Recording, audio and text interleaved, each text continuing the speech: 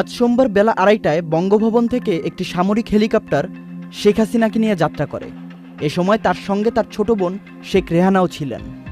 সংশ্লিষ্ট সূত্র জানায়, তারা হেলিকপ্টারে ভারতের পশ্চিমবঙ্গের উদ্দেশ্যে রওনা দিয়েছেন। এরপরই গণভবনে সাধারণ মানুষ ঢুকে পড়ে। গণভবনের ব্যবহৃত বিভিন্ন সামগ্রী নিয়ে বিজয়ের উল্লাস করতে দেখা যায় সাধারণ জনগণদের।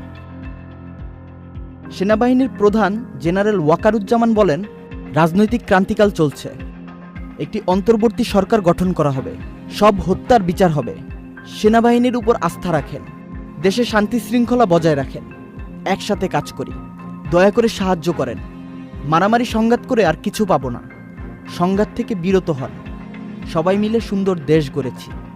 বিভিন্ন রাজনৈতিক দলের নেতা ও বিশিষ্ট ব্যক্তিদের সঙ্গে সেনা সদর দপ্তরে এক বৈঠক হয়েছে। সেনাবাহিনীর